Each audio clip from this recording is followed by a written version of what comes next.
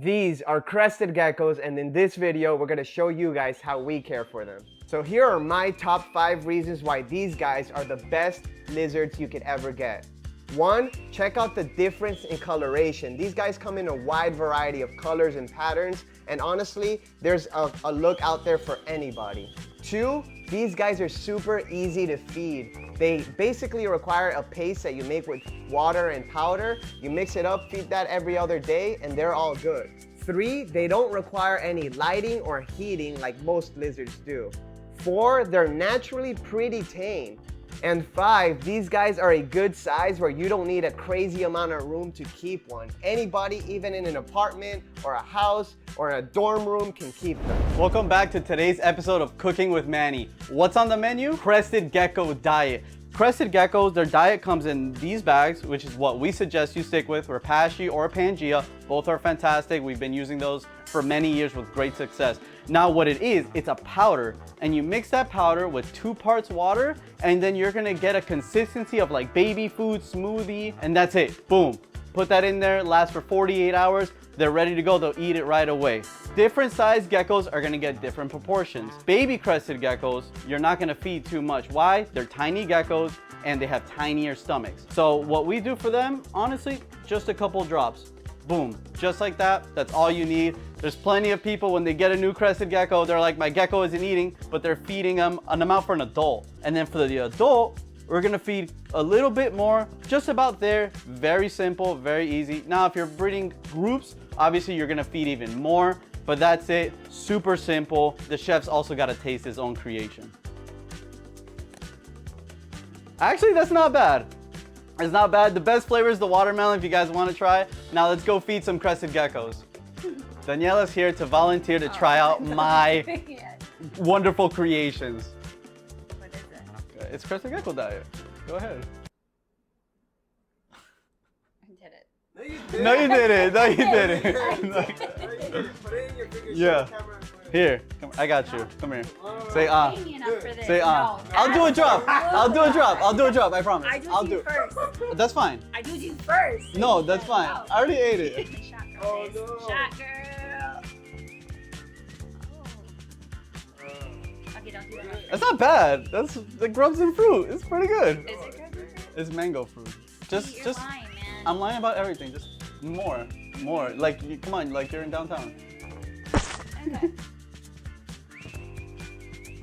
It's not bad. See, it's not that bad. I don't like the texture. Ew. I don't like the aftertaste. Another very important part of a crested gecko's diet is feeding insects. You could do crickets, mealworms, waxworms, phoenix worms, a bunch of different variety of crickets. It's very important to feed them at least once a week, especially when they're growing up. When they're young, they're gonna need that extra protein for helping with growth and development. Whenever you're feeding crickets, make sure you do dust them with calcium. Whether it's crickets, worms, roaches, whatever it is, make sure you dust it with some calcium with D3.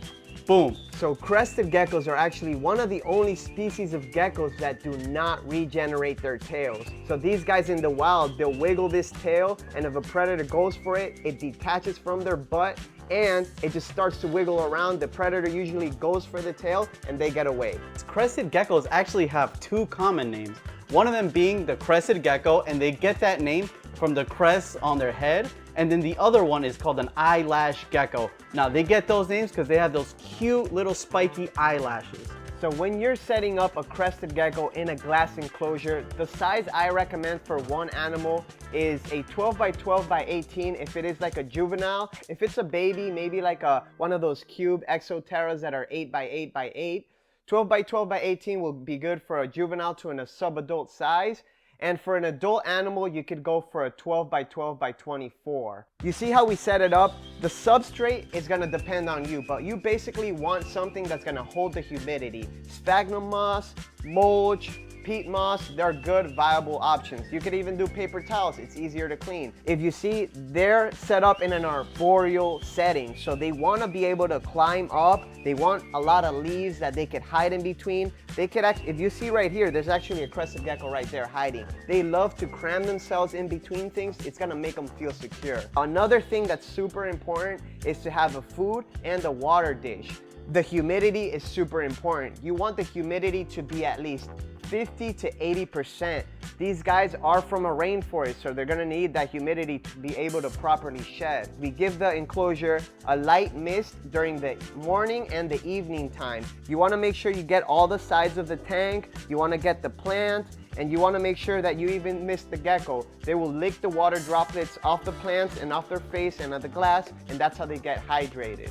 So another way to set these guys up are in plastic tubs. Personally, this is what I like because obviously it's a lot more inexpensive and I could keep a lot more in a certain amount of space. When you're talking about keeping them in a more inexpensive way, you want to make sure that the animal's requirements are still met, but you want to cut down the cost of the materials that you have in there, right? What we like to use are egg crates. These things are honestly some of the best ways that your geckos can hide and feel secure and climb around in. We also have, obviously we have some fake plants instead of real plants. And we have this lay box that is basically a food container. We just cut out a hole and put some moss in there for them to lay the eggs in. This is the most cost-efficient way. The main thing to remember when you're keeping your animals in tubs is that you want enough ventilation. You don't want to just poke a couple holes and think that's okay. This enclosure is not going to get misted the same way as the glass enclosure. This enclosure might get misted once or twice a week versus the glass enclosure that needs to be misted every single day. All right, guys, to teach you a little bit about Crested Gecko's background, I flew all the way to New Caledonia to go find some in the wild, but first let me tell you about them. These guys are from an island called New Caledonia, which is east of Australia. They come from a subtropical rainforest, and these guys are arboreal, so they like to stay in the upper parts of the trees. Let's go see if we find one. They love this dense forest. These guys, oh my God, look how cute that is. We just found our first crested gecko, guys. Even has its tail. This is exactly what wild type crested geckos look like when they were first collected. From this, you get all the crazy morphs, the pinstripes, the harlequins, the lily whites. Crazy what selective breeding has done over the years for these amazing geckos. So the cost of crested geckos is really gonna depend on how you wanna go about it. There's this gecko over here that as a baby, a gecko like this is gonna cost you around $50. And then a gecko like this that as a baby is probably gonna cost around $200 to $300. So the price of the gecko is a big point, but that kind of depends on what you wanna do. And the good thing about them is that a $300 crested gecko or a $50 crested gecko is gonna be taken care of the same exact way.